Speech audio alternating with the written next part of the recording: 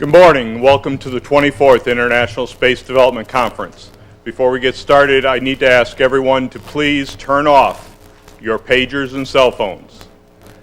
We will be taping and recording the contents of the conference from start to finish, and so we do not want those disruptions to the tape. My name is Bob Getz. I'm the General Chairman for the conference, and on behalf of Donnie Lowther, President of the host chapter DCL5 of the National Space Society, we'd like to give you a hearty welcome to the conference. This year's conference is going to be the best conference in the 24-year history of ISDCs. We have, as you can see by the lines out there from our technical difficulties in registration, we have 741 registrants to this conference.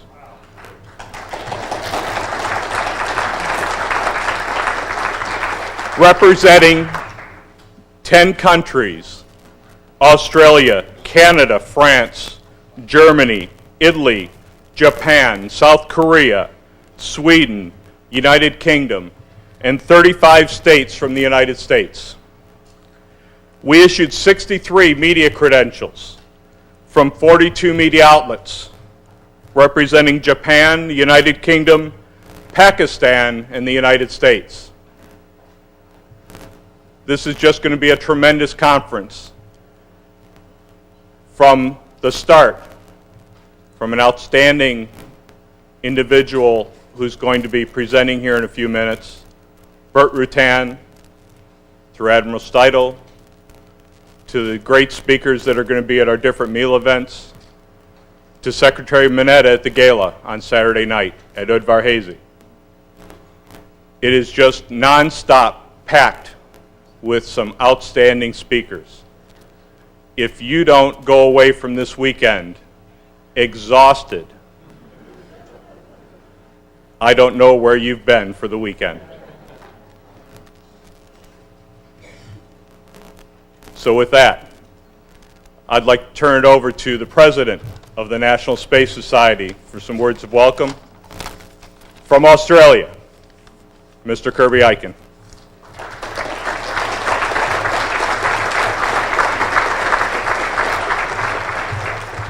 Thank you very much, Bob. It's my pleasure to be here and to welcome you on behalf of the National Space Society, both as President of the Society and as Chairman of the Board of the National Space Society. As Bob mentions, I've come all the way from Australia. I'm pleased to say I'm not the only one. I know of at least 3 other Australians here at the conference.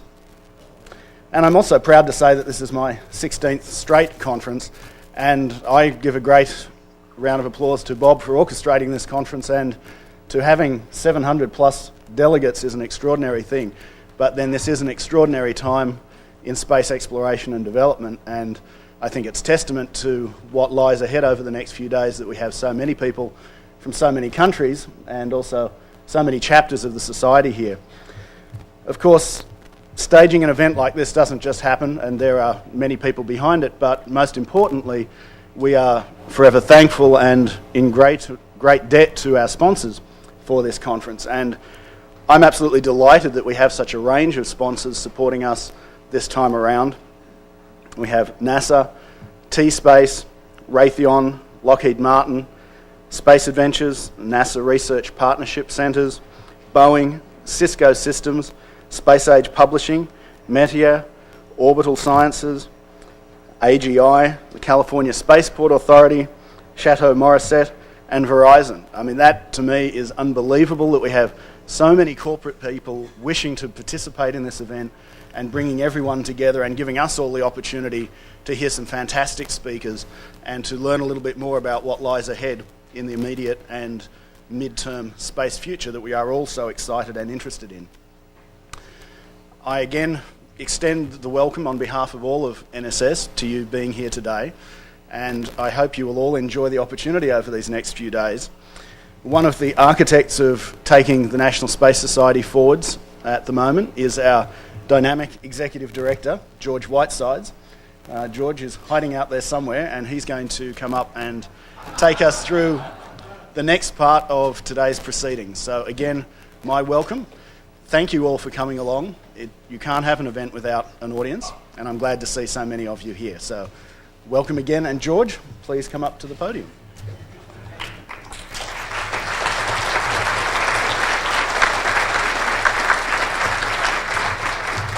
Thanks, Kirby, and welcome. How are you guys doing? We're activists too, so we can be enthusiastic. How are you guys doing? We've got Burt Rutan. This is a big deal. It's such a pleasure to have you all here today. This is a wonderful moment in space, and it is largely due to the man who is sitting here at this table. But I am not going to go into that now. I am up here to just say a couple words about the amazing things that are going to be coming up for you all in the next 4 days. First, I have an important responsibility. Kirby thanked all the sponsors. I wanted to thank all the wonderful associations and other groups that have partnered with us to make this such a wonderful event. Just in alphabetical order, we have the American Astronautical Society, we have the American Institute of Aeronautics and Astronautics, we have the American Medical Association, the American Society of Chemical Engineers, the Challenger Center for Space Education, the Foresight Institute, the International Space University, ISU USA, the foundation of the ISU in the US, the Mars Society, the Moon Society, Students for the Exploration and Development of Space. Where are the students here? Oh, come on, you got to be louder, right? You're students. We have the Space Foundation, Women in Aerospace, the Space Transportation Society, the Space Frontier Society, the Space Studies Institute, and we're particularly grateful to the X Prize Foundation because they allowed us to use the phrase for this conference, which is your ticket to space. And that's really what this is all about. This is about personal involvement in space, what we and our communities and our nations can do relating to space.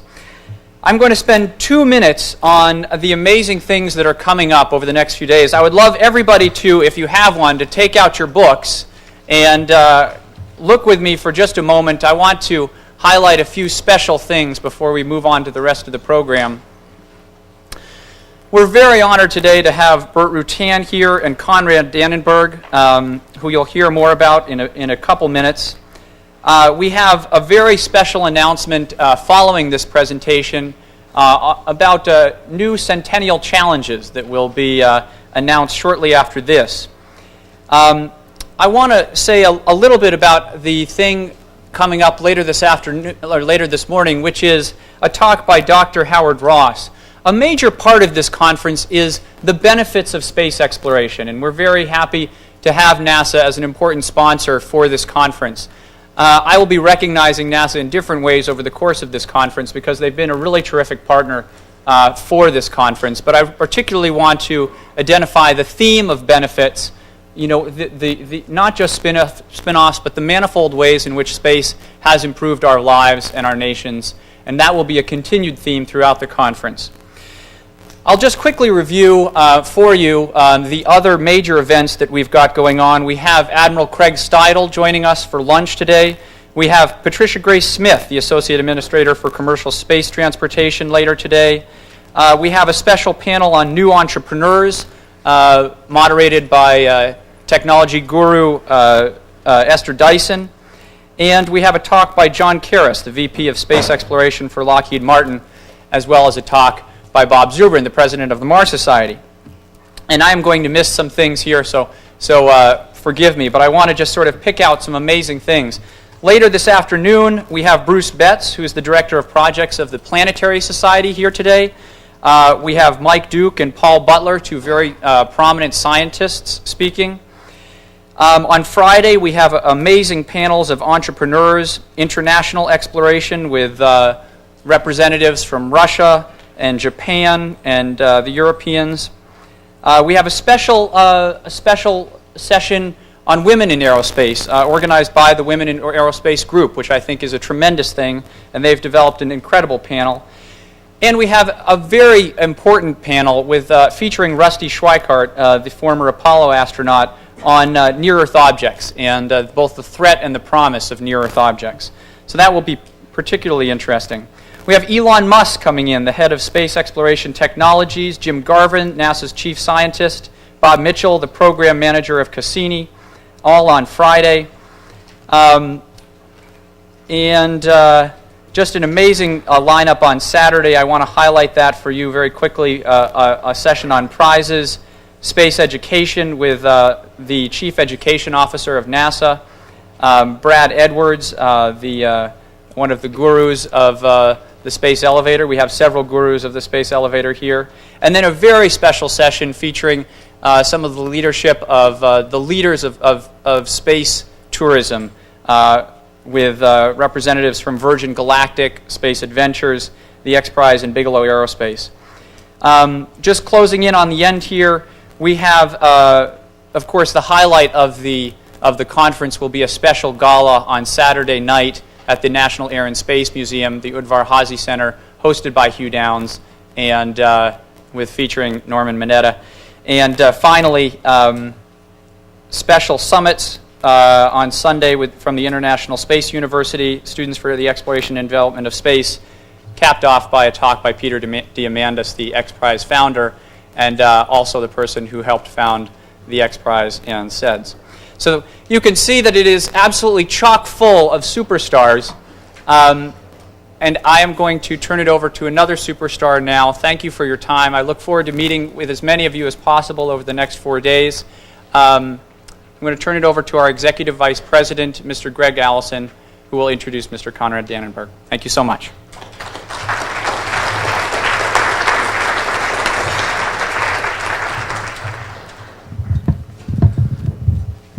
It's absolutely great to be here. Today we are very privileged to have one of the very founders and pioneers of rocketry to present the Wynne von Braun Award. This individual started rocketry in the 1920s. Imagine that. Here we are in 2005, and we're privileged to have somebody that was building rockets in the 1920s to present the von Braun Award. He was born in Germany. He was a member of the Peenemünde von Braun rocket team. He designed the injectors, the engines for the V-2 rocket, the A4 as the Germans called it, had all these injector cells built into it. And that was limited by, the reason they had so many injector cells was they were limited by the original test setup and for scale. And they designed these engines, and we know quite well that it was the most produced rocket ever made. He went on, came to America as part of the paperclip team for the von Braun team, and came to Huntsville, Alabama, worked for the Army, U.S. Army, was there when we established NASA. In the U.S. Army, they did a Jupiter missile, Redstone, and then he was a project manager there and went on as a program manager in Apollo. When he retired from NASA in the 1970s, he became involved in Space Camp. And at Space Camp, he taught thousands of kids and inspired them toward careers. I've had many, many young people tell me of the inspiration they got from Konrad Dannenberg and how he inspired them to seek careers in engineering. And he called together the very first, he was one of the first members of the L5 Society, one of our parent organizations that started 30 years ago.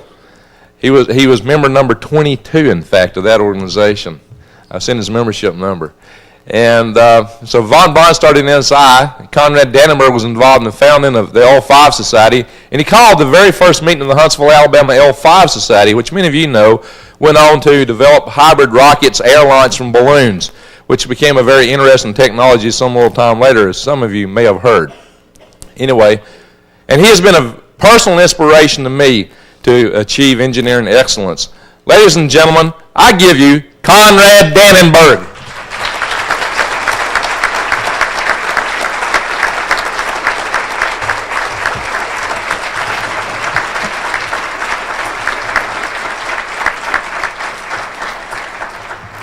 Thank you, Greg, for a great introduction. And of course, I'm also very glad, very happy to be here and to hear many of my co-space enthusiasts and professionals. And when I started in space, as Greg said, in the 1920s, in the late 1920s, our goal was, of course, to leave the Earth and to go to the next planet, to go to Mars. And we still haven't been there. And I expect to hear today quite a number of approaches what we should do in order to get there. After having worked in this field for many, many years, I'm of course glad that we finally get on our way to do these things. And as previously, we again have to take the way around the moon in order to get there. I probably was asked to be here today as one of the few remaining members of the Werner von Braun rocket team.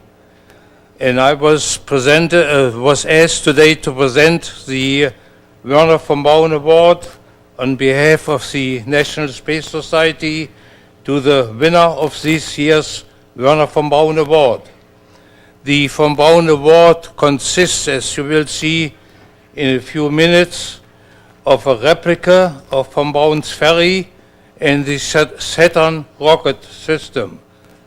It is given by the NSS in odd numbered years to become and to be presented for someone who has shown excellence in management and leadership of a space-related project similar to what von Braun did in the much earlier years. The award recognizes the merits of Werner and his team for the work in Peenemünde, the launches in White-Sands, where we continued and where we perfected what Robert Goddard had been willing to do all along. Then we finally were transferred to Redstone Arsenal because our facilities in Fort Bliss were needed for returning GIs from the Korean War. We were living in an army hospital annex at the time. And then, of course, we finally launched with the Redstone missile, which was designed and built in only 3 years. We finally made some modifications and launched with it the first Explorer satellite. And after that, Alan Shepard, your good friend here, that, of course, led eventually to the design of the Saturn series of launch vehicles. And at some time, of course, we had the Saturn 1, the Saturn 2, Saturn 3, 4, and finally 5. But when Kennedy said, let's go to the moon, we could skip most of these intermediate steps, and we could go directly from the Saturn 1 with some slight modifications, the Saturn 1B to the Saturn 5. And that was, of course, the beginning of all the space activities at that time. The Werner von Braun Award is given to someone who has a visionary outlook towards space flight, who has the ability to promote the vision, as we will hear later today, and who has the capability to manage a rocket team. And that's a great step that von Braun took in the early days to really establish a rocket team, because he realized you cannot do it all yourself. And also this year's winner has the same capabilities and the same approach to the development of space flight. Past winners of the Werner von Braun Award have been Ernst Stullinger. He got the award in 1993. Other winners were Max Hunter, George Müller, Robert Siemens, and Donna Shirley, and I'm sure you know most of them. These people, as well as today's epitomized winner, show the leadership and the perseverance that von Braun displayed in the many, many years, initially in Germany, of course, and later on also in this country.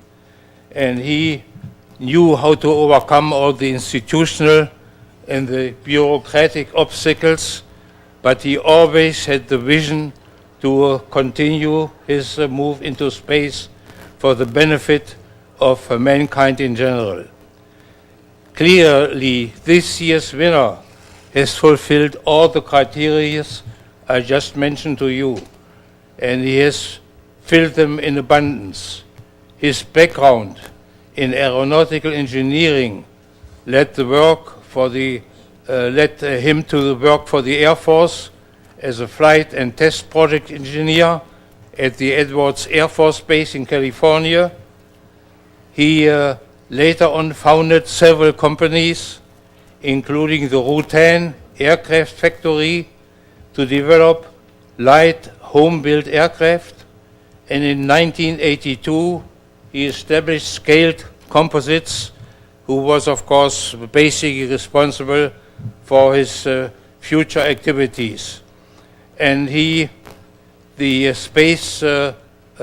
Scaled Composites have been the world's most productive aerospace prototype development company. Many of his and his team's innovations include a small-scale Starship built for the beach aircraft, several unmanned aerial vehicles or UAVs for private companies as well as for the government, the 1988 America Cup wing sail, the McDonnell Douglas DCX single-stage rocket structure, the X-35 for NASA, and the high-altitude aircraft Proteus. In 1987, he developed the aircraft Voyager that was flying around the world without refueling, and you all might want to take a look at it. It's on display today at the Smithsonian Air and Space Museum. And of course, more recently, he has built the Virgin Atlantic Global Flyer that circled the world this past March with Steve Fossett on board. Last year, he and his team successfully and safely launched the first ever privately built spacecraft to go into space. And he was nice enough to invite me. I was present at the very first attempt to do it. And it was not only an attempt, but he actually made it. And I must say, I was quite impressed by that launch. I was as much impressed by that launch as I was by the very first successful launch of an A4, as we call it. You refer to it today as a V2. We had beautiful weather at both launches, and again, for me, that are the two highlights in my career, in my many, many years of rocket activities. From his innovative prototype development and research aircraft to his record-setting flights and engineering, and now as the developer of Spaceship One, all of this was done in the spirit of Wernher von Braun. And that's, of course, a reason that the NSS has selected him this year to receive the Wernher von Braun Award for his activities in connection with Spaceship One. In order to help me to present this award to Burt, I would also like to ask Fred Otway to come up here and add a few things to the words I have just said. Fred, would you please come up here? I'd appreciate if you would give the first award, and Burt should receive that. If it's okay with you, Conrad. So we should do that first. We should do that first. And Burt, would you please come up here and receive from me?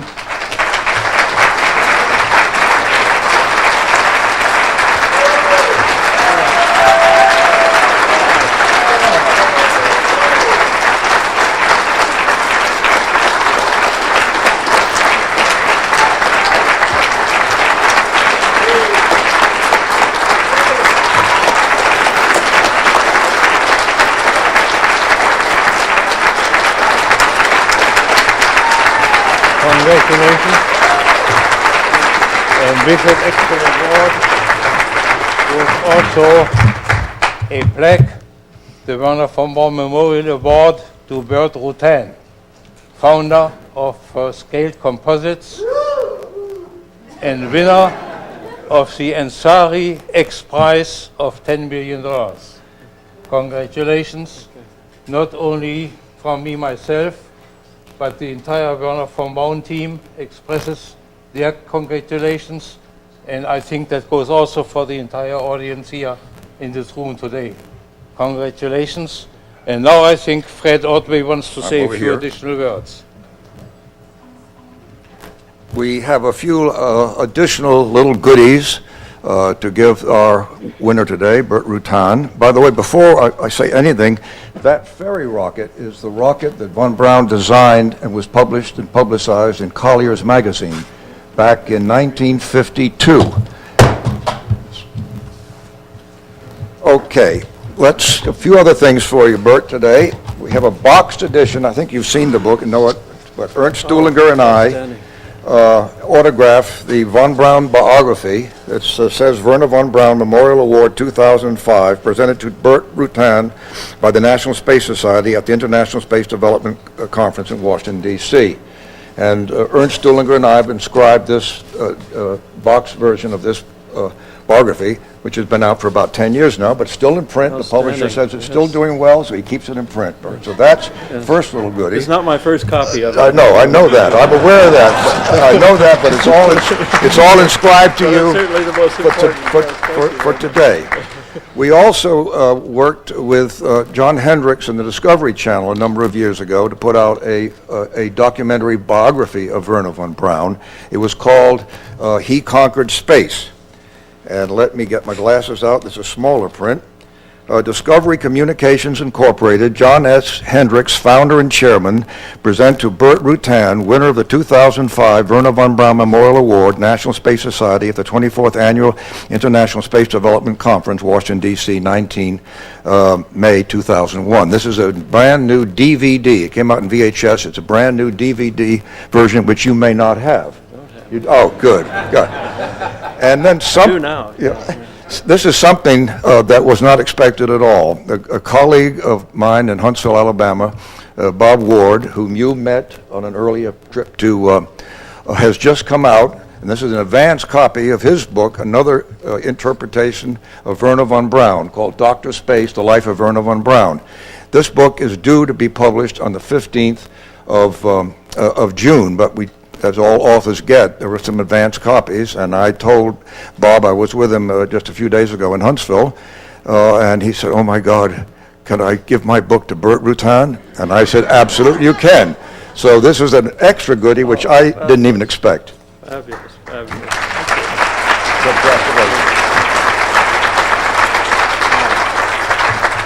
What do I do now? Is this, and who takes over? We're all set? No more? Okay, it's your left. Take the floor then.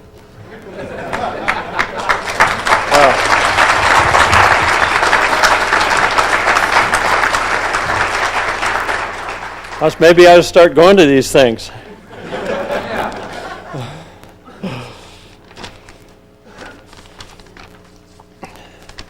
This is a kind of a confusing day for me because I don't do a lot of preparation for these things, and I have to give 3 talks today. I go down and talk to the National Press Club, which I'm afraid might be infested with media. And tonight I give the Lindbergh Lecture at the Air and Space Museum, which is something that I'm very honored to be able to do. First of all, I'm just absolutely thrilled. I did not see a picture of this trophy until about a half an hour ago, and I do have a picture of that rocket in my presentation, maybe a couple of them. So I'm very much looking forward to talking to this group. I don't get out much. I made an assumption that maybe it was best that I keep a bunch of youngsters not only shielded from NASA, but shielded from all the societies while we went out and tried to do a suborbital flight. I know that it takes a lot of time to do these things, and I know that that you can learn too much about how to do something. So we pretty much hid out and in total secrecy for a couple years until we were ready to fly our ship. I am back in hiding now, pretty much. I'm trying to anyway. We are working very hard on the next step, which we think is going to be the real important one, and the important one for the long term, an important one for the dreams, certainly of the youngsters here.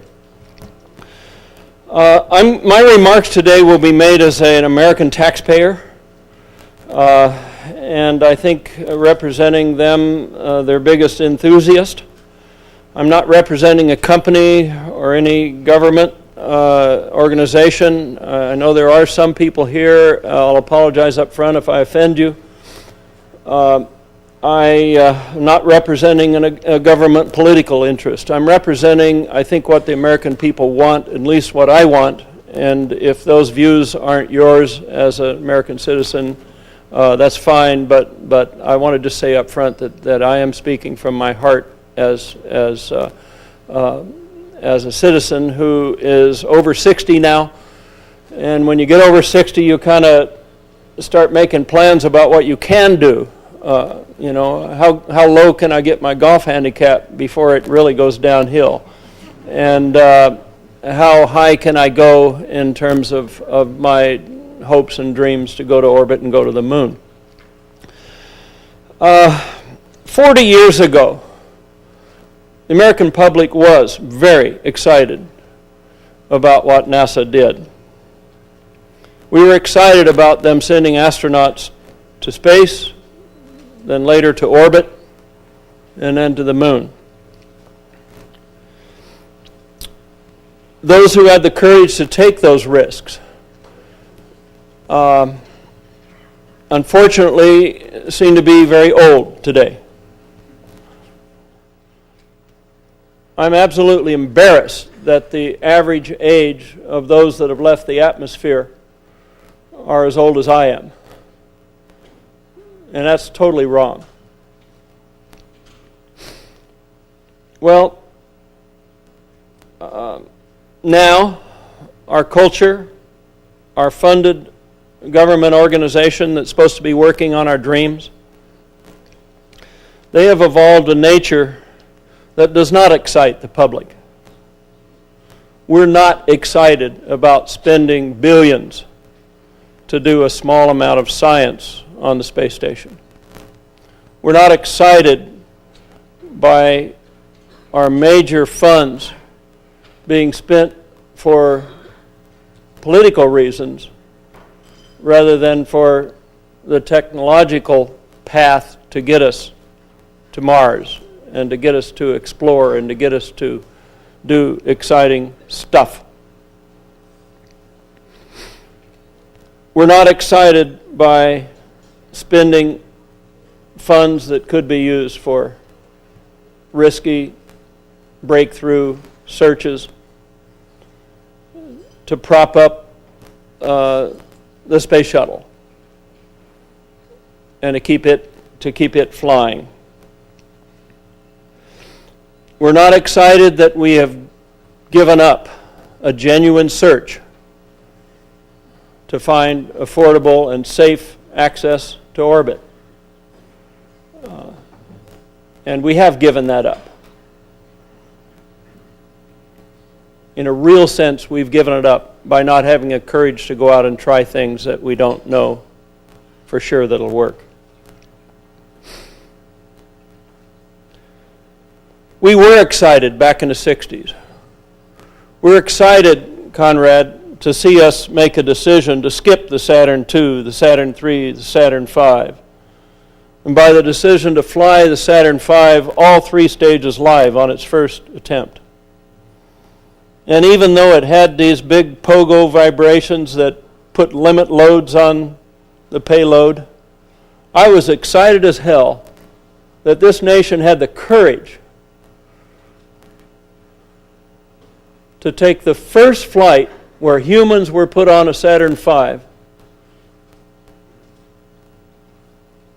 Apollo 8, and go somewhere where humans had never been before, on the very first flight of the booster that carried people. That doesn't register in today's NASA, does it? I was very excited to see the courage that this nation decided to go out and make a firm plan, complete with funding the contractors to build hardware to go to the moon with a lunar orbit rendezvous, and making that decision and funding that hardware a full 3 years before the very first docking in space in Earth orbit. We planned a program and funded the development of stuff that was going to have to do rendezvous in a foreign body by themselves, and we hadn't even done it in orbit. 3 years. Now that kind of courage makes absolutely no sense to the folk that are running the program under Admiral Steidl. It makes no sense to them, does it? I'm embarrassed by that plan that says we have to go out and do another several years of research before we can build what we should have done 30 years ago, and that is make a good competitor to Soyuz, something that was safer and a lot cheaper to fly. Why do we need to do research if we know that the culprits who are going to build the hardware are going to do the boring stuff 3 years from now? Why don't we just have them do it now?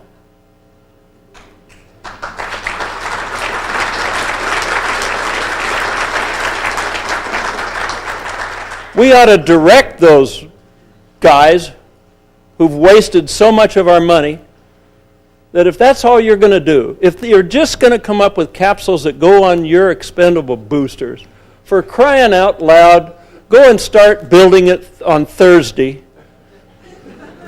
And don't tell me it's hard. If you're going to tell me it's hard, you go back and read the history of the 60s, because it's not hard. Yeah, it might be hard to do what's right with research money, i.e. go out and take risks to look for breakthroughs so that we can have safe access to orbit. That might be hard, but what you're going to do is not hard. And I'm surprised you even asked that level of folk to do it. It's too easy, really, if that's all you're going to do. But I don't think that's all we should do.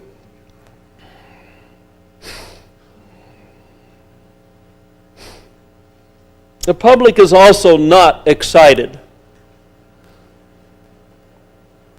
to spend money to fund a trip to Mars that is run by an agency that doesn't have the courage to go back to the Hubble telescope.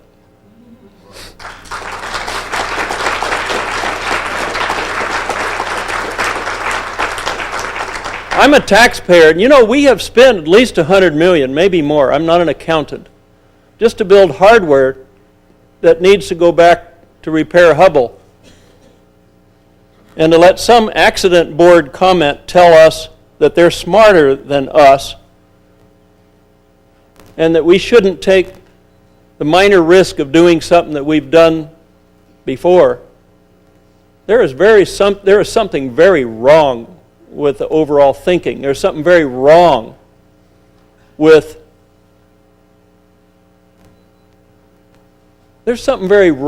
calling an agency a research agency when they're afraid to do research.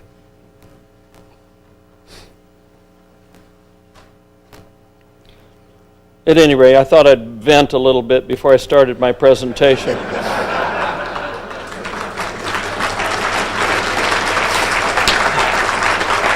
Now, tell you what we are excited about.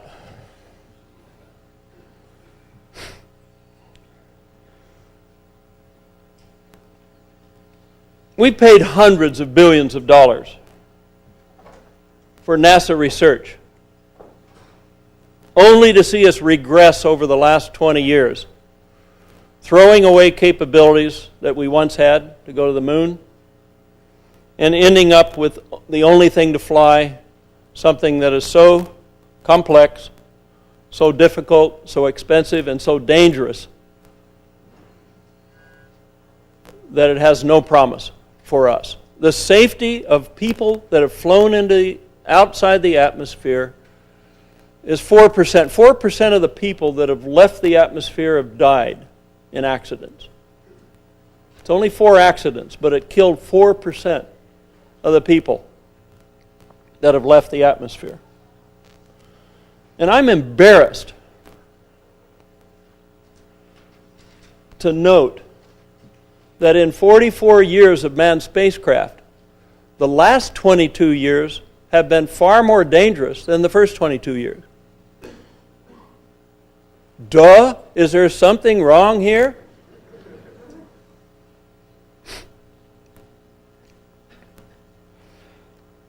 Well, the good news is, of course, that once commercial guys do this, and they do it for profit, and once it is successful and profitable, the whole picture changes.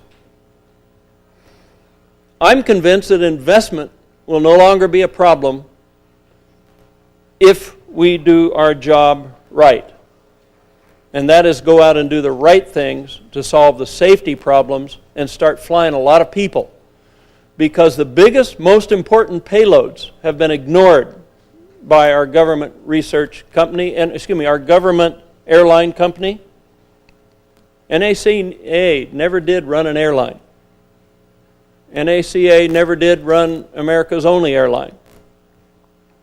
If so, all of us would have gotten to this conference by car or train.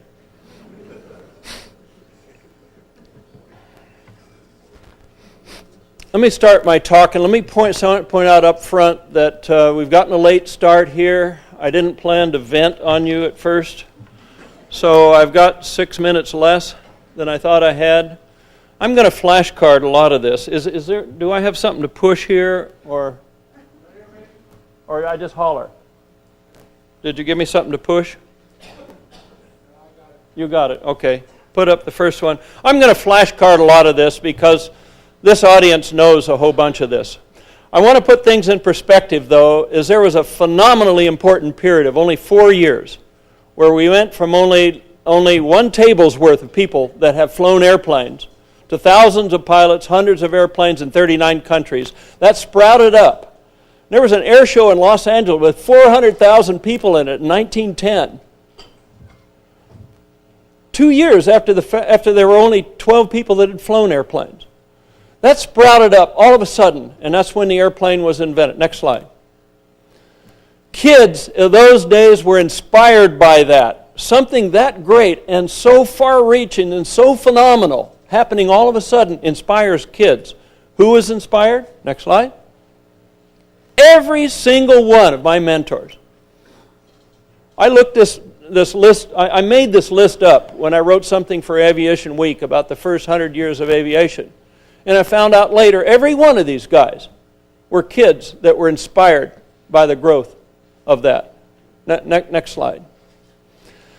My real standout memory as a kid that really got me planning my life was the Disneyland television, 1955. And the old guys here remember that. The young guys, you got to buy it on DVD. In fact, I don't think it's even available now. You have to get it off eBay. The Moonliner at Disneyland Tomorrowland, and that little show that they gave us with the suspense of what was on the backside of the moon. How many have gone to Disneyland when they had that?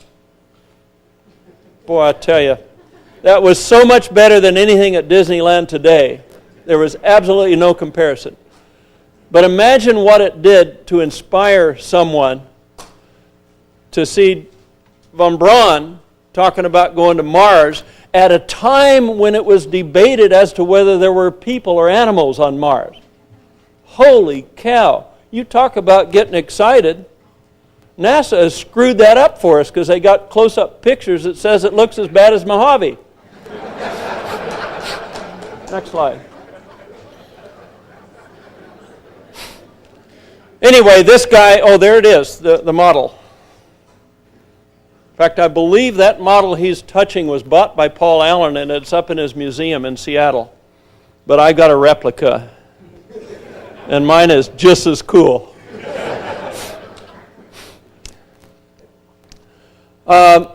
You know, I met von Braun in '64, and it was clear to me that he was not one of us. I left that opportunity of meeting him thinking that, man, this guy is just not one of us. I met him in a room of about 30 people. It was a cocktail party. We were both getting an award at AIAA. I was getting a National Student Design Award. He was getting another award.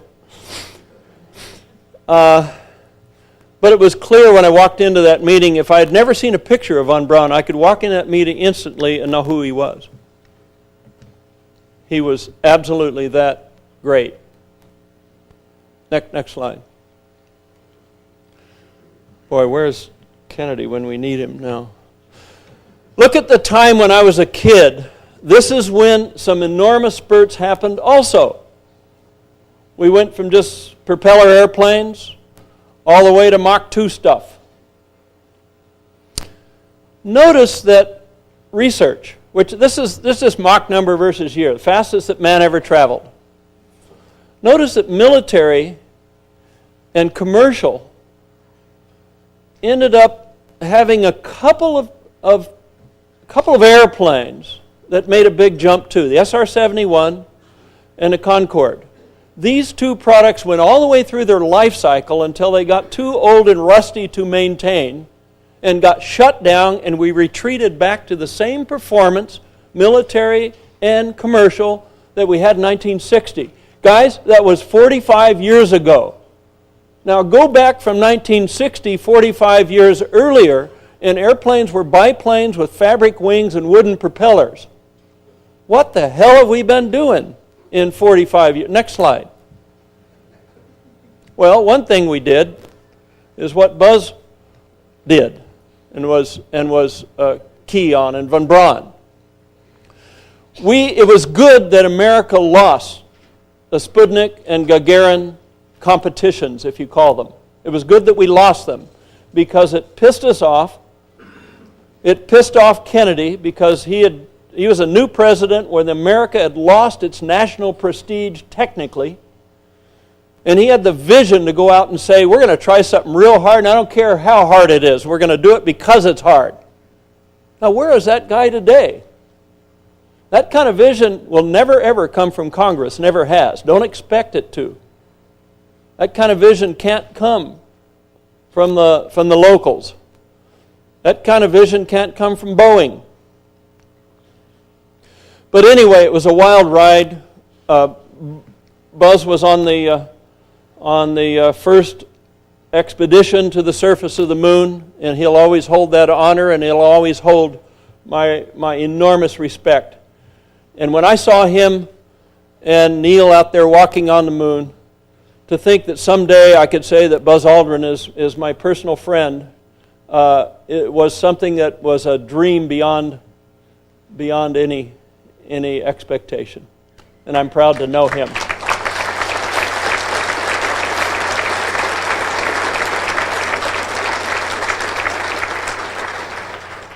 I think I covered those other things. Let's go to the next slide. Well, I call it a collapse because I really think it was a collapse. It followed the Skylab program.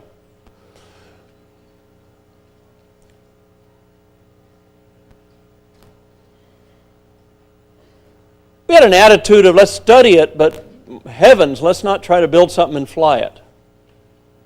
We even built something, made it ready to fly, and when we're chicken to fly it. Hey, what's with that? If you'd have gone out and made a smoking hole with the X-34 on its first flight, we'd have learned something about the investment.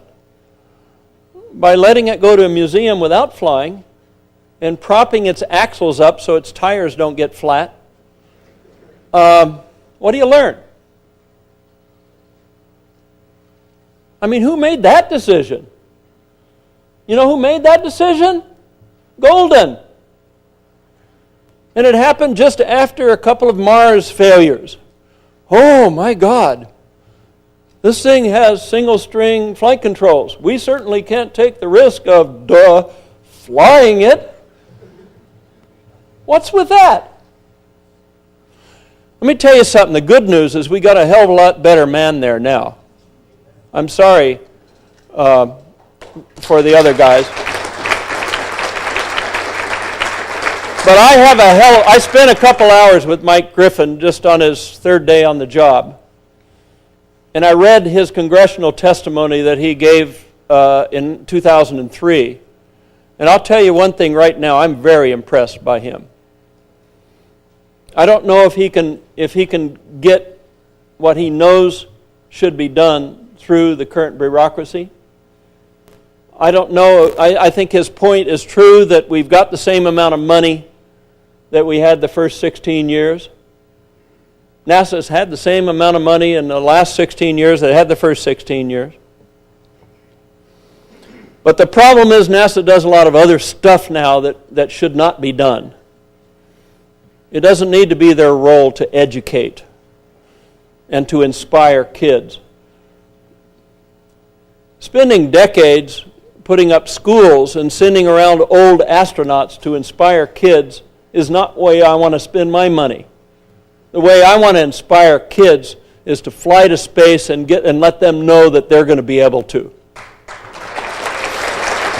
Next slide. Very briefly, we all know what innovation cycles are. We all know that they tend to be about 40 years with a 25-year overlap. Let's look at an innovation cycles titled Higher Speed Travel. Go. Cars displacing horses and trains, propeller airplanes displacing cars, jet aircraft displacing props, and guess what? The other cycle is missing. If Concorde had a competitor and if we'd have gone supersonic domestically and internationally, and oh, by the way, the shuttle, this low-cost reusable access to space, made its first flight in 1981. See where that is on there? But that cycle just flat didn't happen, did it? Next slide. Here is the research programs for higher speed travel to expand the envelope that our government funded and flew. I'm talking about flew. I don't call the X-34 a research program until it flies. You almost have to kill somebody to have it mean something. It tells you you've made enough, you've taken the risks. You know, X-15 flew 199 times, killed only one pilot. That's almost as many times as the total number of manned space flights in 44 years. Well, look at those. We're back in the 50s here. Things that broke the sound barrier. The lifting body research. The things on the top, by the way, are essentially our airplanes. Things on the bottom are rocket launchers. Well, what's happened? Where's all the green stuff after 1981, after the orbital system on shuttle was tested? Next slide. Well, there was some stuff, but we didn't have the courage to fly it, so I got to take it off. I'll tell you, I looked at this problem and said, you know, I've done a lot of airplanes and I'm getting bored by airplanes. Let me try something.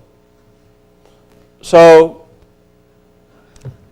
we flew an airplane, a research airplane, and showed that it could be a first stage of a launch system, the White Knight, and showed that it is feasible, really. And I think it's feasible at any size, not just White Knight size. You're going to see much bigger subsonic, probably rocket gamma-turned airplanes. And the reason you're going to see them is it's the only way that I know of to make a manned space flight that's immune to the failure, it makes the rocket propulsion system of the booster not a flight safety issue. Okay? Next slide. Well, things don't happen when the government does it. And you can put a dozen of your ideas on here. I put one, computers. It was done for artillery first, later for the IRS. But there's not a lot of activity. The y-axis here is just activity until we got them. We're kind of halfway up that line. Personal computers were done for fun first, then Al Gore came along, invented the internet. And you know the rest of the story. Next slide. Look for cycles in space. You can't find any. There are no S-curves. Bottom one is unmanned Earth orbital. Middle one is all of manned space flight. How many manned space flights followed Gagarin's in the first 12 months? You space geeks here, you should know that. The 12 months after April of 1961 when Gagarin flew, how many manned space flights? I thought, come on, you guys are space geeks. There were 5. I'm not saying in 1961. I said 12 months after Gagarin's flight, there were 5. Now, the Chinese flew in 2003. How many manned space flights were there in 2004?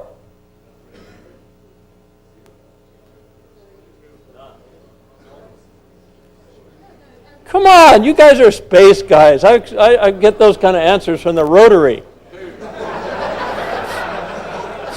No, I don't mean Rotary Rocket. I mean Rotary Club. There were 5. Same number as the first year. 3 of them were out of Mojave in an airplane, the Spaceship One.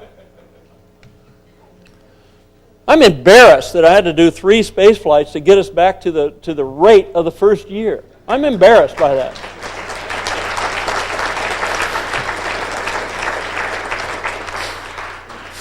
Well, why? I'll tell you a very, very good reason why is what I'm about to say about this slide.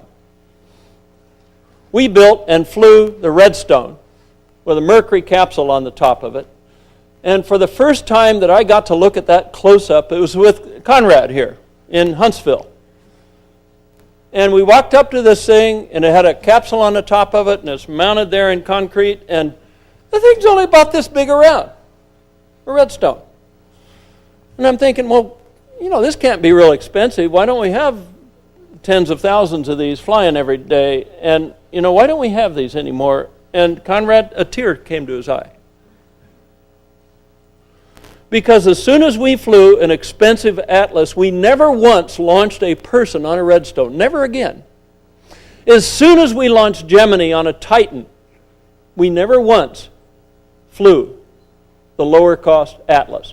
As soon as we put men on a Saturn, we never ever flew a Titan, an Atlas, or a Redstone. As soon as a first flight happened on the low-cost reusable shuttle, we never ever flew any of the other 4. If we'd have done that with airplanes, the world would have one airplane to be the B-2 bomber.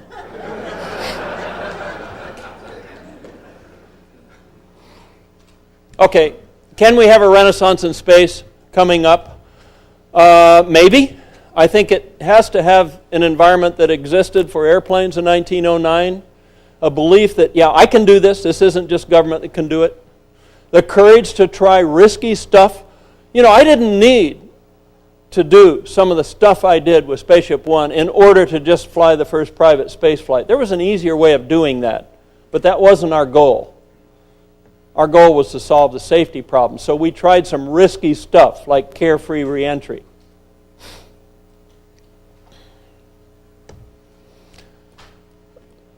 The goal of that program was to enjoy that view. And if you look closer, the view on the left is taken from orbit, from the shuttle. The view on the right was taken by Mike Melville. This was taken at about 102 kilometers, I believe. The commercial systems will fly to about 140 kilometers and go downrange 200 or 300 miles. That view is the same. The sky is just as black and the horizon looks the same. And I have no problem saying that this is the right thing to do now, is suborbital. And that's why we did this program, to show, because we believed that we had solutions for safety for suborbital spaceflight. Okay, let's talk about my decision to do this. I didn't have a customer request. It wasn't somebody that came to me and said, Burt, here's $20 million, we want you to build a private spaceship. I had to decide that for myself. First of all, as soon as I met the criteria of that third major bullet, am I confident enough this will work that I'd spend my own money? As soon as I was at that point, I found money just like that. Well, it took me 8 or 9 months to get a contract with Paul Allen's lawyers, but he said, when I looked at him straight in the face and I says, I think I can do this. In fact, I'm confident enough in this that if I had your money, I'd put it in this. And he put out his, well, if I had some money. I didn't say that. If I had the millions. He put out his hand and he said, we're going to do this, okay? So if you do the right thing, if you go out and put some goal out there, hoping that someday, by doing some incremental stuff, you'll raise more money and maybe get to the goal, but if you are asked, would you put your own money in your ability to reach that big goal? And you'd say, nope. If you're in that position, and a lot of these small rocket companies are, if you're in that position, you deserve to have trouble finding money, right? Because you're going to do the wrong thing. You're going to go out and do a stunt rather than the right next research flight, because your really goal is to raise money rather than to reach your technical goal. So I think it's extremely important, and I say this also to NASA, the other space agency. I say that to them too. Don't accept incremental funding to do little stuff. Define what is a worthwhile goal. Whoever pays you the money, get them to understand that it's worth so much, and commit to all the money before you do the first bit of work. Because if you do that, you will do the right thing during the development program. And also, I told NASA that the worst place in the world to get money is Congress. I've certainly found that, and I don't know how they operate. When you're working with an organization that has 435 people on the board of directors, and everyone has his own personal agenda. At any rate, this decision for me to do this required an understanding of my childhood and an understanding of the 60s and what happened there. And if I'd have looked at what happened in the last 3 decades or had an assessment of the normal way of doing things, there's no way I would have done that program. And I think that's why few have attempted to do that program. This is a plot of the altitude and speed performance of essentially all the manned airplanes that I've developed, both at the Rutan aircraft factory and at Scaled Composites. In order to do the Spaceship One program, I had to extend this performance a little bit. And this is how the little bit was. I had done incremental stuff within that little grouping in the bottom. And for me to do Spaceship One, I had to go there in Mach number and there in altitude. By the way, that's the Mach and altitude that Brian Binney flew the last X Prize flight to. 70 miles and Mach 3.3 something. The important thing is, though, it was just an airplane. And when I stuck my head in the cockpit before closing the door on Mike Melville on the 21st of June, he was a very emotional person, because he knew that he was just a guy even without a high school education, but he was probably the best pilot I know. He had flown 9 first flights of new airplane types. One of them with me in the airplane, the boomerang. You know, I wasn't going to let him try that alone, not in something that weird. And he was worried because he knew he was going from that performance envelope to that performance envelope. Actually, we did fly 3 envelope expansion rocket-powered flights and a bunch of glides. But he knew he was going to space, and he was worried. And the last thing I told him before I pulled my head out and closed the door was, "Don't worry, Mike, it's just an airplane." You guys know what we did on our mission. I'll skip that. We call these guys research test pilots. After they have flown an airplane, or after they've flown something outside the atmosphere, they are astronauts. NASA gets away with people that ride in the back without a window, calling them astronauts. We let them do that because there's only 460-some people, 440-some people that have ever been outside the atmosphere. Next slide. You guys know all this. The big thing about the White Knight is it has all the Spaceship One systems except the rocket motor. That's the significant thing. The commercial space systems will be like that too, which means that you can give people the float out of your seat, float around the body, around the cabin experience, and you can bring them down gently like a reentry does. If you fly the Vomit Comet, you come down hard. You only have 4 or 5 seconds where you go from floating to now you're pulling a lot of G's.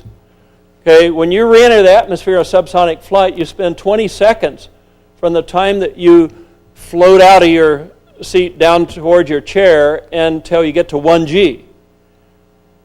Now, with this airplane, you can float your passengers. You know, what you'll do is you take them up. They do a launch of today's space flight. So they get to watch the rocket fly the newest astronauts. On the way down, you take your whole crew, which is going to fly tomorrow, and you float them in a cabin that they can't tell the difference. It is identical cabin. That's the identical cabin to Spaceship One. We not only can give them the full reentry G profile by doing a descending wind-up turn, but you can float them and bring them down at the same rate that you will for reentry. So you have the very best dynamic simulator, and it costs you nothing because you need it to launch a space flight anyway. That's our basic approach on the commercial stuff. Next thing. Next slide.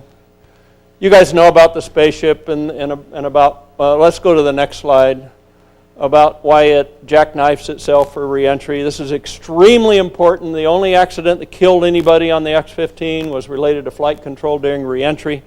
It was extremely important to me that we could do a worst case reentry, i.e. straight into the atmosphere, worst gamma, and that we didn't have to control it in order for the crew to survive. In fact, on one of our powered flights, just before the space flight, we re-entered upside down. And again, the pilot doesn't control it. The ship straightens itself out. This is huge for safety. Next thing. We did have to develop our own rocket motor, regardless of the press releases that you might see from Jim Benson. We did compete our valve, our injector, our igniter, and the rocket science inside, but Scaled made a very difficult decision and patented a new configuration of hybrid rocket motors. And we did the tank, the motors, the development of the nozzle, the development of the rocket system. And I required on the very first run that everything be flight weight hardware. There was no boilerplate, no subscale, none of that. And the reason is, if that ain't going to work, you want to find out on day one, not day last. Yeah, maybe it was risky, but damn it, that's the right way to do it. This incremental bullshit is not the right way to do it, especially when you're spending taxpayers' money. In fact, they think they have to do it because they're spending taxpayers' money, and they're absolutely wrong. Next. There's just some pretty pictures from some of the flights. One of my favorite is the one from the tail camera there. That was taken at Apogee on the first private manned space flight in June of last year. The other one, you can see the rocket plume start and the White Knights contrail heading off to the right to get out of the way. Next slide. Okay, let's look at things that are next. First of all, don't expect me to show you systems or details or schedules or ticket prices or that sort of stuff. And don't expect me to sign you up. No, we're not going to be running the space lines. There will be competitive space lines competing with each other, and that's the right thing to do in order for you to pay the right percentage of the direct operating costs. That is the right thing to do, and I'm going to make that happen as early in the process as possible. We do know that spaceflight really is too dangerous to fly the public. I think that the early airline experience is a proper goal. The very first 2 or 3 years of scheduled airline service was 100 times safer than all of manned spaceflight. 100 times, not 10 times, 100 times. And without any technology increase, just some maturity, within 3 years, it was 600 times safer than all of manned spaceflight. And the reason it got real safe real quick is there was a lot of it.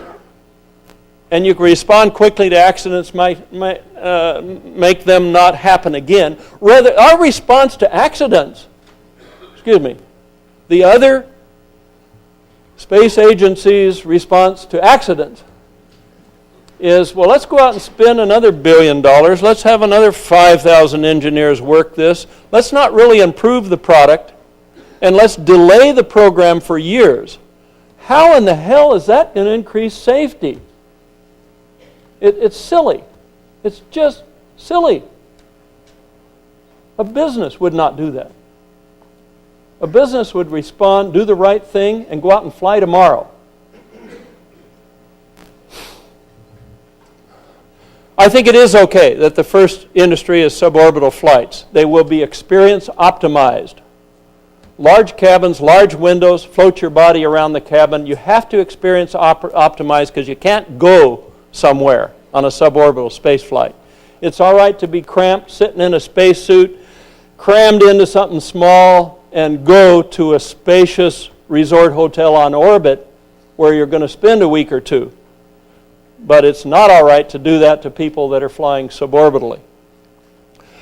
I think the first industry can and will be high volume, and we are developing systems that have operating costs sufficiently low to meet a goal of about 100,000 people at least with this type. There's going to be others flying other types.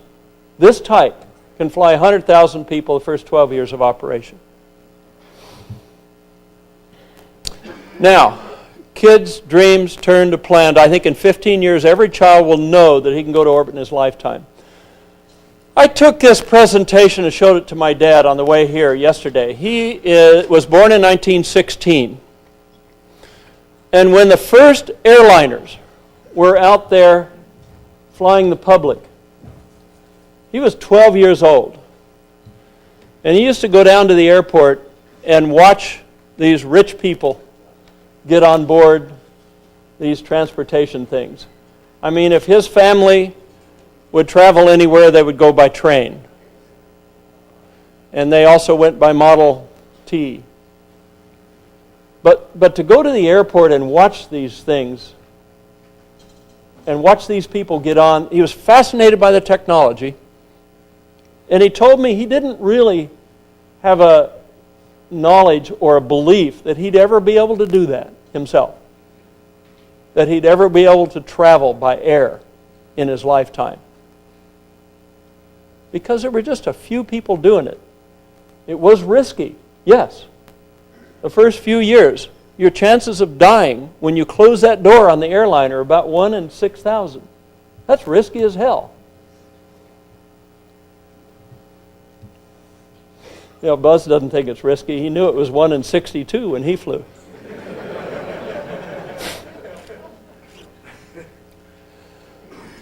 But anyway, unless you had that commercial operation, unless you make it available to the rich people, unless you mature it, unless you structure to get high volume, then he wouldn't have been able to fly.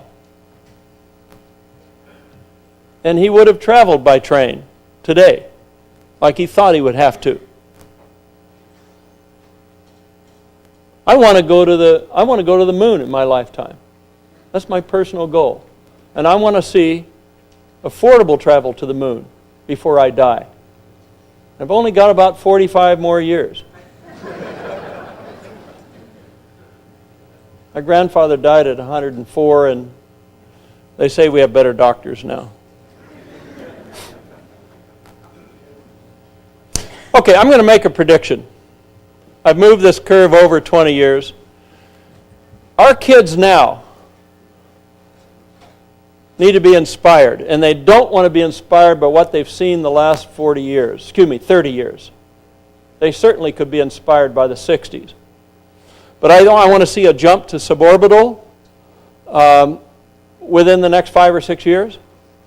Talking about commercial flights. I believe it'll happen before the military has operational airplanes that go suborbital, manned. And the reason it'll happen for us before it'll happen for the Air Force and the Navy is that we are not going to let the government-like attitudes get in the way of our development, are we? We're going to do it for us, and we want to do it fast. I'll tell you, if you're 60 years old, you definitely want to do it fast. I'm showing my guess as to when we'll have real commercial flights and real military orbital flights operationally, what year that will occur. It's just a guess. I believe that you'll be going to resort hotels in orbit before there are military routine military operational flights that go to orbit. Now, I know some people will say, well, once in a while NASA lets the Air Force fly in their space shuttle, and that's a military operational flight. Get proud of that if you want to, but I don't see it that way. I see it by the fact that when I got to Edwards in 1965, and I worked my first 7 years at a government job testing all kinds of airplanes for the Vietnam War, I would commute to Dayton. I commuted to Dayton for meetings in an F-104, a Mach 2 airplane. I commuted. That wasn't a test air. It had been tested back in the 50s. We used it to fly to Dayton for a meeting. And it was just as fast as an F-22 or a Joint Strike. What the hell is that? I was flight testing the F-4, and yeah, I went to Mach 2.15 as a youngster right out of college. And I went to 50,000 feet, and I did spins in it and whatever. That was a big deal. And if you'd have asked me what we would have 40 years later, I would have thought, well, what did we have 40 years earlier? And if you'd have told me no more performance, I'd have said, what the hell happened? Well, they'd say, well, we got better radios.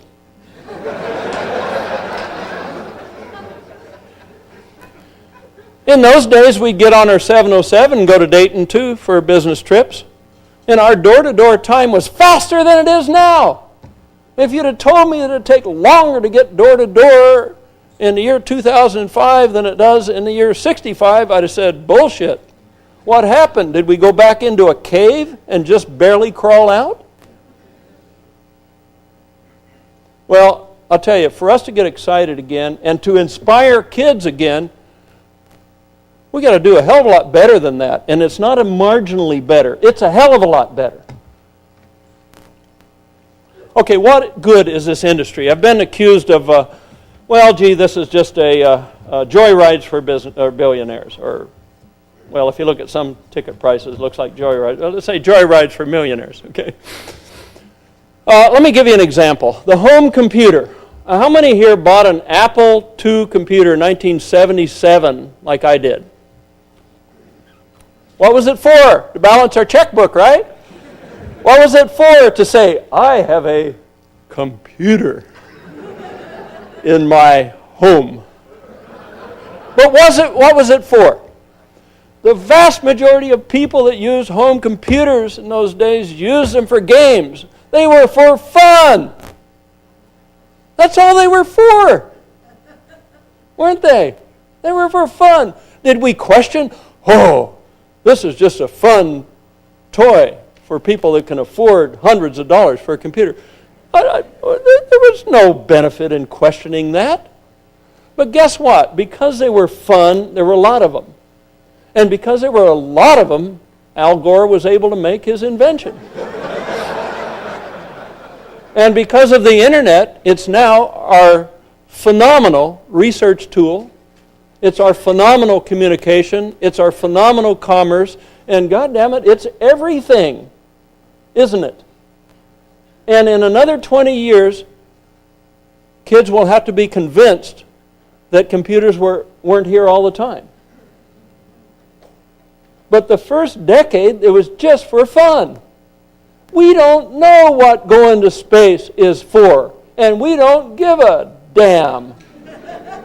Because when hundreds of thousands of people will fly, and those people won't have to spend years at Houston being trained to follow a checklist and know they'll never fly again if they don't follow the checklist, you're going to be a hell of a lot more creative than the NASA astronauts because you're going to do it for fun. And you're going to figure out why we're going. Just like Gore figured out what to do with a computer, aren't you? But for crying out loud, you're not going to have the opportunity to even try to be creative and figure it out if you don't get to fly. And the important thing is that you do get to fly. I talked about inspiration of our kids, and I think that is that. I think I've said enough on that.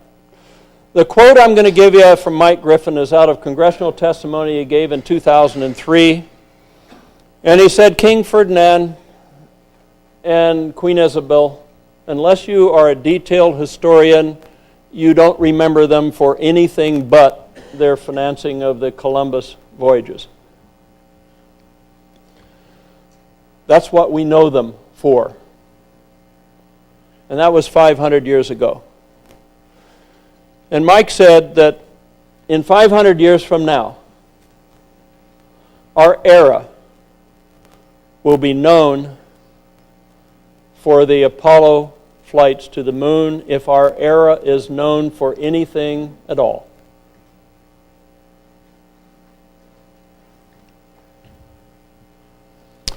Okay, I have a 10-minute video of the first private manned space flight. Many of you have probably seen some of this.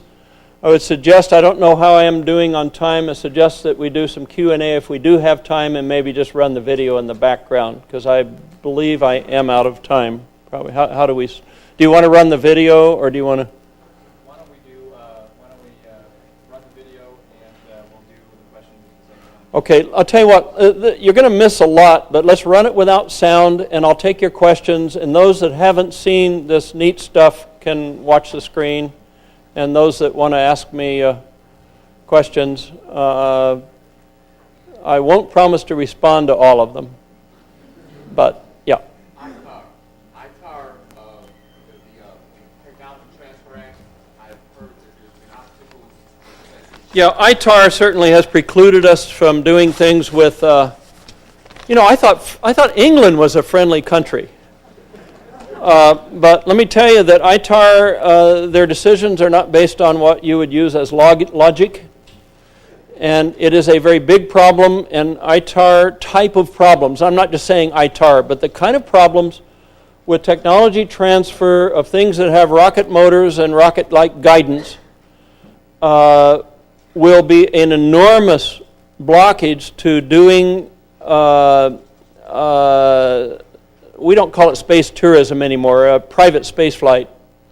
Space lines, terminal, doing a lot of that activity, even in Australia, certainly in Dubai, and certainly in a lot of places that want to do it. It's an enormous problem right now. Our focus will be to do it here first, and get the industry large and then have someone deal with that, because I've had so many problems that I have not been able to move ahead with what were hoped would be agreements to do things with dastardly foreigners. Yes. Grant Anderson, Paragon Space Development Corporation.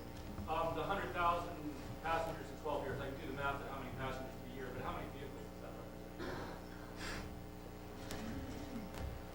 Well, you start off with 1 and 2, but within that 12 years, you're flying. We run a lot of scenarios, but this is a middle-of-the-road one. I believe that at the end of that 12-year operations, we were running something like, I don't know, 35 spaceships, maybe 40. That's not our optimistic forecast, by the way, because I really believe that there's a lot of... How many people want to fly in space? You know, one of the things that makes it so that these big guys don't give a damn that they have to pay $80 million for a booster is that, well, our payload costs $600 million, so, you know, the booster is just small change. Well, for crying out loud, they have to spend that much for a payload? There's some payloads that will pay to fly. And there's almost an unlimited number. I've gone out and talked a lot, and I've talked all over the place. We were in Dublin a couple of weeks ago, and even those folk who, you know, what they think about is going out and playing golf in the rain, and they want to fly in space. For crying out loud, it's not only an unlimited number that of payloads available, but these payloads can be easily reproduced by unskilled labor. Yes. What do you find to be the most important thing the government can do to get out of the way and make it happen? I think government should do what NACA did with airplanes, not even try to build an airliner, not even try to run an airline, but to look out and say, what kind of basic research will the industry not do for themselves because the industry doesn't have the money or doesn't want to take the risks? And let's give them. And NASA, in that kind of money, should have given us some propulsion that would take us to the stars, for God's sake, instead of running the airline. It ought to be doing research. And I'll tell you something right now. And this is extremely an important message, I think. When I identified what it would take to do this, here we are in space with an airplane. When I identified what it would take to do that, I could identify not one thing that NASA has developed in the last 30 years that was helpful to me at all in doing that. I got my ECS from small commercial submarines because those guys don't have any money. And also, your life is just as important when you go down in a submarine as when you go up in an airplane, isn't it? Okay? So the thing is that they don't need to be doing research for the suborbital commercial flying the public business. And my discussion, and Mike agreed with my discussion with Mike Griffin, was there isn't a role for NASA in this new industry. There might have been a role if the industry sprouted up like it should in 1972, but there is no role now. Is there a role for NASA for orbital flights of the public? Is there a role for NASA to go to the moon flights? I'm not sure there is. I don't think they can do things on the schedule. Now, I think what NASA needs to do is to send, you know, we were proud that Buzz went to the moon in 1969. We were proud as hell. But we're not proud that they can somehow do it again 50 years later. I mean, what's with that? But I'll be proud if NASA sends people that look like Buzz did then and sends them to Mars. And I think NASA ought to do only that. They shouldn't mess around with the stuff that they did a long time ago, because that is not research at all. It's not research. It's research if you're looking genuinely to find a better way to do it. And that means better propulsion, better concepts for safety. It means something big, not just, we've got now metal thermal protection. Well, big friggin' deal. Come on. Do we want them to spend our money on that? No, we want them to see what's on that moon of Saturn, don't we? And we ourselves want to be the ones going to the moon, and we won't need their help because they showed us how to do that. How long ago was it, Buzz? 34? No. It was almost 36 years ago. I don't see a role for them. I don't see a proper role for them. They're too slow and they get their money from the guys who won't let them take risks. Yes?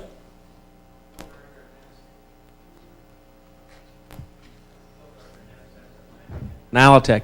Are you aware, Burt, that in the mid-1990s, German physicists demonstrated faster than light communications, not just a little faster, but 4.7 to 400 times faster than C, which opened up the possibility for practical interstellar spaceflight? Why aren't we building, or why aren't you building a Starship today? Well, because I don't know how to do it, but I would much rather that NASA took my tax money and work on interstellar travel than to work on what they are going to spend it on the next 2 years. I'd much rather they do that.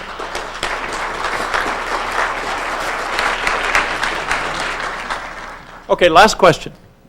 Okay, hi. I'm Mike Turner over here. I'm a member of SEDS. And I'm just wondering how young 18, 20-somethings like us can get involved in this industry, because I think it inspires us to be able to, potentially be the ones who sort of usher in this private age. So I was wondering your opinion on how we can get involved in it and make a change. Well, Buzz, what was the average age of the folk who developed the Apollo system? I saw that written somewhere. As I recall, it was about 26. How old are you? Hey, you are just the right age to make this work. You really are. I don't hire somebody because he's had 15 years working at Boeing, or because he has NASA experience, or because he already knows how to do these things. I hire them out of school. I don't look at their grades. I hire them out of the school based on the fire in their eyes and my gut feeling as to whether that person is innovative, will have the courage to take risk, and will work like hell on something he has passion for. That's who I hire, and I need a lot of folk now. I need folk in propulsion, structures, aerodynamics, flight tests, you name it. We're doing a lot of hiring now. If you meet that criteria, go to scale.com and get your resume in. Any interns in your company? No, we cannot have interns because we mix a lot of proprietary work with non-proprietary work. I've never been able to hire a college intern or a temporary employee or someone who's not a U.S. citizen. Keep in mind, Scaled Composites doesn't only do space stuff. We do other stuff too. Oh, turn up the sound, can you, real quick?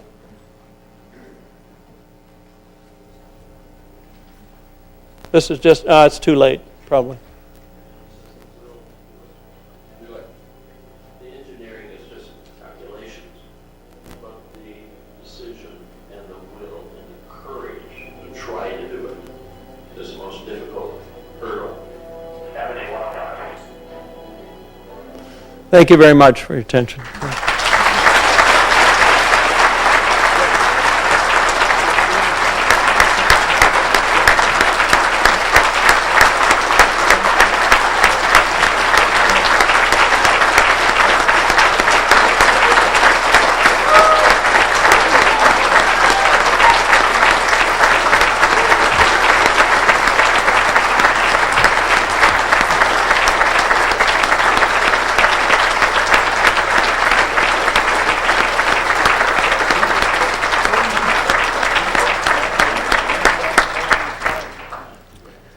Thank you very much, Burt. This is truly one of the highlights of our conference, to kick this off the right way.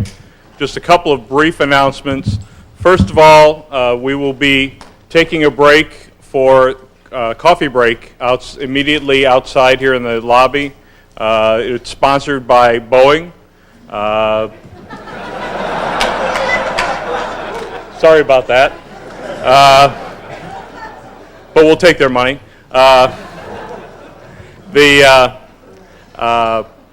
Also, for those of you who did not get a chance to get your badges, we really do apologize for the mix-up with the registration. We had a server go down last night and this morning, but I've been assured that we're getting that fixed and that badges are there.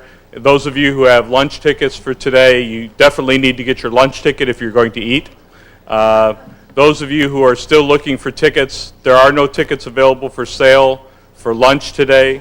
So if you didn't buy it online previously, there aren't any available. If you still want tickets for tonight, for dinner tonight, or for lunch tomorrow, you can get your name on a waiting list. And as we get those lists finalized, we'll let you know. Stop back by before those meals, and we'll let you know. There are still tickets available for dinner on Friday, so you can still purchase those. Stop at the registration desk and see. But starting after this session, we'll take 30 minutes for the coffee break, after which we'll come back into this room, and there will be some announcements of the Centennial Challenge. Okay, so let's go ahead and take a break. Thank you.